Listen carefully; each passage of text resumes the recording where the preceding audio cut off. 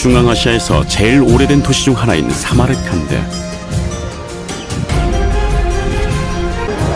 이곳이 실크로드 무역의 중심지였다는 역사적 사실을 증명해줄 유적이 1965년 사마르칸드 동북쪽 언덕에 있는 아프로시압에서 우연히 발견되었다.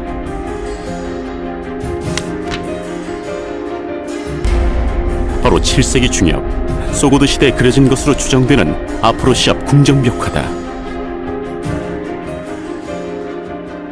옛 궁전터 중심부에서 발견된 이 벽화는 소고드 시대에 번영했던 모습을 그대로 보여주고 있어 세계 학계의 이목을 집중시켰다.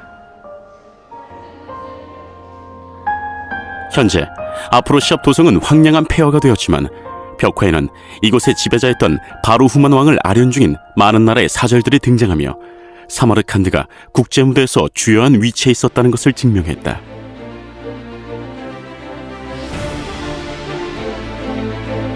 지금부터 아프로시압 궁전 벽화를 통해 7세기 사마르칸드의 모습을 알아본다.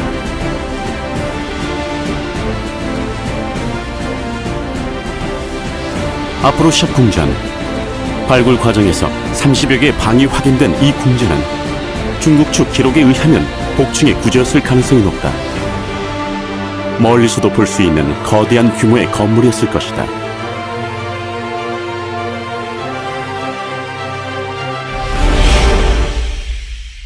궁전 중앙의 공간으로 들어가면 한 면이 11m인 정사각형 방에 화려한 색채 벽화가 사면 가득 그려져 있다. 이 그림들은 대체 어떤 내용을 담고 있으며 어떤 목적으로 그려진 것일까?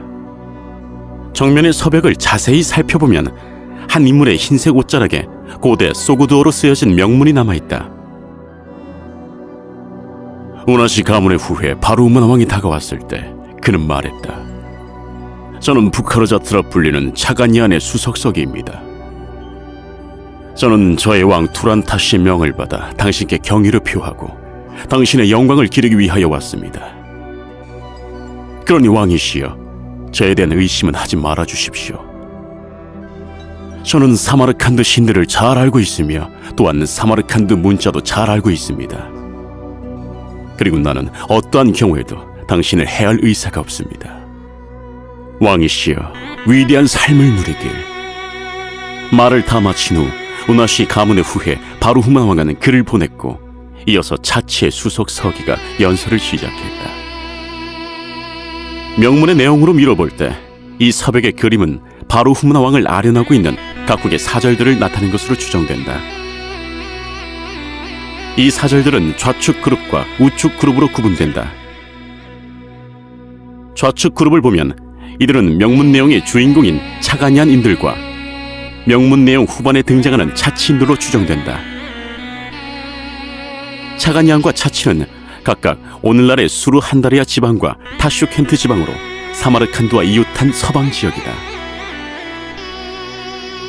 우측 그룹에서는 왕의 신하로 보이는 사람 앞에 표범 가죽 등을 들고 있는 3명의 무리가 보이는데 티베트와 같은 산간 지역에서 온 사절로 추정된다.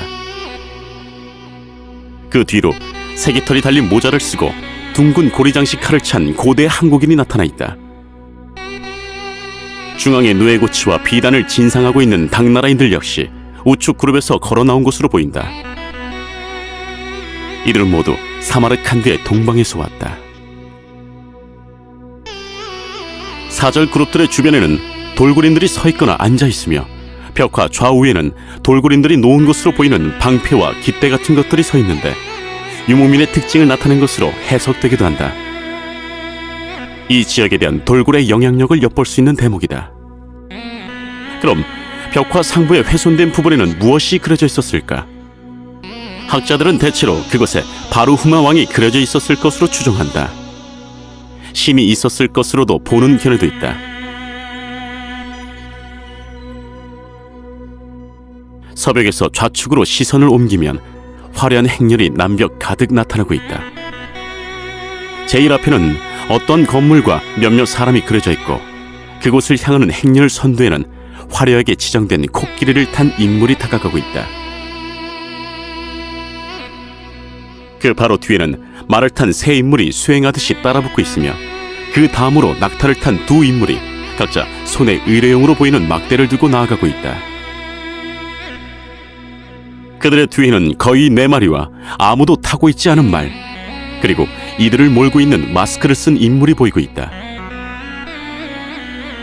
다음으로 화려하게 치장된 말을 타고 있는 인물의 하반신이 아주 거대하게 그려져 있는데 행렬의 주인공인 바르후만 왕을 나타낸 것으로 추정된다.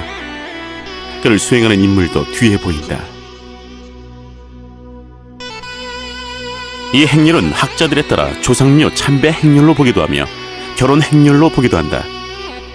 분명한 것은 남벽에서 보이는 종교적 요소가 대체로 조로아스터교의 특징과 일치한다는 것이다. 반대벽의 북벽에는 당나라를 주제로 한 그림으로 가득 채워져 있다. 좌측에 보이는 배 위에는 당의 황후로 추정되는 여성을 중심으로 10여 명의 시녀와 사공이 타고 있다. 그 아래에는 정체를 알 수 없는 상상의 동물과 오리, 먹이를 주는 어미새와 새끼들, 연꽃 등이 그려져 있다. 배 우측으로는 호위병들이 탄 것으로 보이는 배와 물소, 몰입꾼들이 묘사되어 있고 뭇 위에는 창으로 맹수를 공격하는 기마인물, 활로 또 다른 맹수를 쏘려고 하는 기마인물 등 수렵 장면들이 역동적으로 그려져 있다. 여기에서도 역시 남벽과 마찬가지로 중심이 되는 인물이 유독 큰 크기로 묘사되어 있다. 학자들은 대체로 이 인물을 당의 황제로 보고 있다.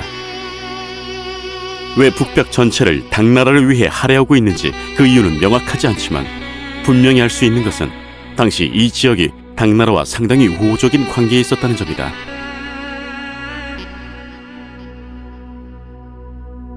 이러한 점은 바르후만 왕이 7세기 중반 당나라에서 벼슬을 받았다는 기록과도 부합한다. 마지막으로 입구 쪽의 동벽을 보자.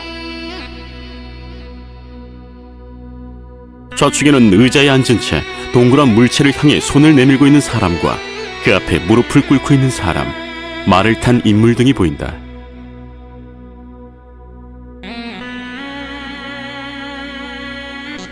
우측에는 알몸의 아이들과 물소의 꼬리를 잡고 있는 사람이 그려져 있고 물고기, 오리도 볼 수 있어 물가나 습지의 환경을 묘사한 것으로 보인다. 학자들은 인도 혹은 조로아스터교의 천국을 묘사한 것으로 추정한다. 지금까지 사면에 걸쳐 그려진 아프로시압 궁전 벽화를 살펴보았다. 상당 부분이 유실되어 벽화 내용에 대한 완전한 답을 얻을 수는 없었다. 그러나 우린 당대 화가가 표현한 뛰어난 묘사와 화려한 색채의 그림을 통해 7세기 사마르칸드 지역의 정치와 외교는 물론 종교, 의례, 아울러 생활 양식과 예술 체계까지 엿볼 수 있었다. 소고드의 시대는 아랍 세력의 침공과 함께 막을 내렸지만 벽화를 통해 확인할 수 있었던 사마르칸드의 번영과 국제성은 오늘날에도 여전히 살아 숨쉬고 있다.